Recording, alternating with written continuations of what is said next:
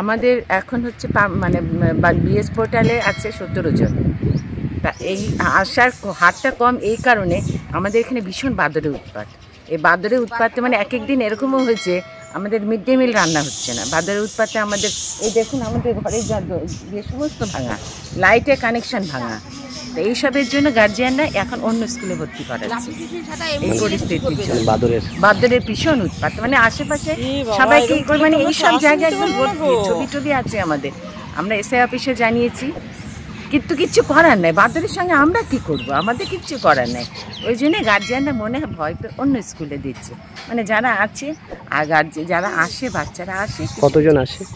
মোটামুটি 12 জন, 11-12 জন, গড়ে আগে 11-12 জন আসে।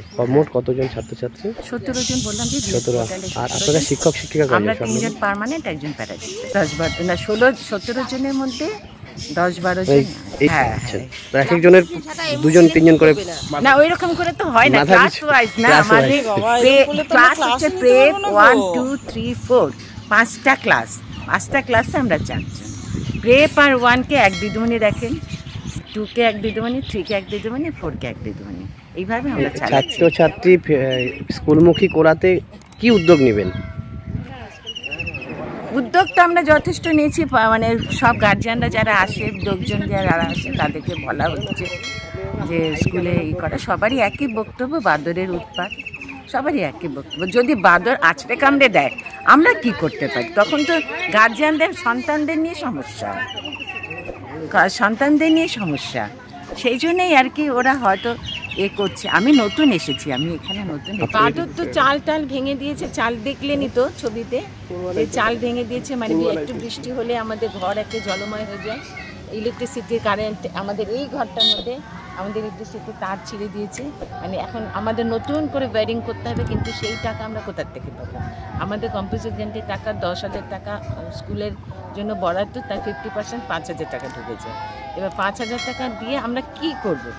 এটা গতবার তো টাকা ঢোকেই নেই, গতবার দিদিমণিরা নিজেদের টাকা দিয়ে করেছে, কিন্তু এবারও মনে হচ্ছে তাই করতেই হবে, উপায় নেই। কেন বাচ্চাদের তো গরমের মধ্যে রাখতে পারবো না। আর বৃষ্টি এলেই ঘরটা জলময় হয়ে যাবে, সেখানেও বাচ্চাদের রাখা যাবে না। বাদরে প্রচুর ড্যামেজ করেছে। ইলেকট্রিসিটি তো মানে মিটার শুদ্ধ নড়িয়ে দিয়েছে। এবার ইলেকট্রিসিটি বোর্ড অফিসকে জানানোর পরে তারা এসে মিটারটা চালু করে দিয়েছে, কিন্তু তারপরে তো ওয়্যারিংই তো নেই, ওয়্যারিং তো ছিঁড়ে দিয়েছে। তাহলে আমরা আর এই নরবরে ওয়্যারিং কোথায় কি করেছে আমরা তো চালু করতে পারছি না, কারণ হচ্ছে অর্থের অভাব।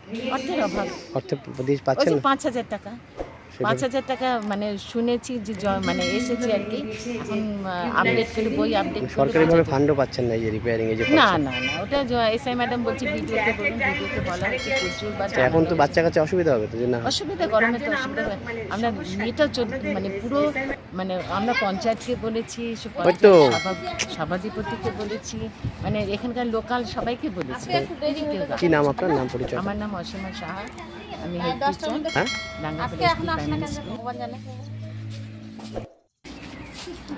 একটু দেরি হচ্ছে কেন ভগবান জানে।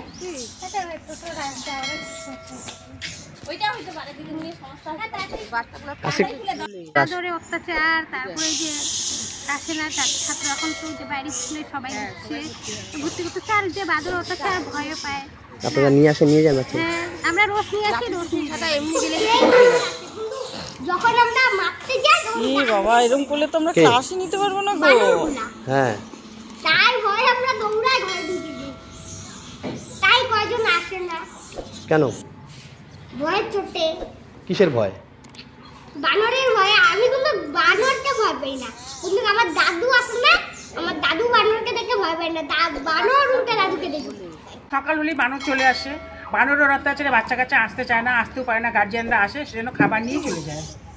বানরের বাচ্চারা তো এসে বসতেই পারে না, বানর খাবার কেড়ে নেয়, বাচ্চাদের হাতের থেকে ডিম কেড়ে নেয়, বাচ্চারা চাল নষ্ট করে, বানর এসে কিছু অত্যাচার। কি চাচ্ছেন এটা যদি মুক্তি?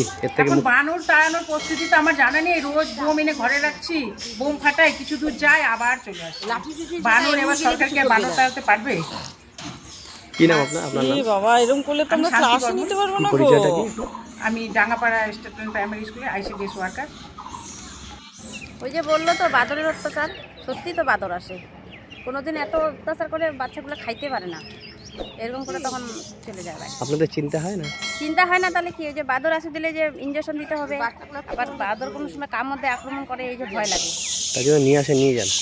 হ্যাঁ, আমরা তো নিয়ে যাই, আমি তো বাড়িতে থেকেই কাজে টাজে যাই না, বাচ্চাকে এই যে দিয়ে গেলাম, আবার যখন বিকাল টাইম হবে স্কুল টাইম ছুটির টাইম। কিছু করবে না।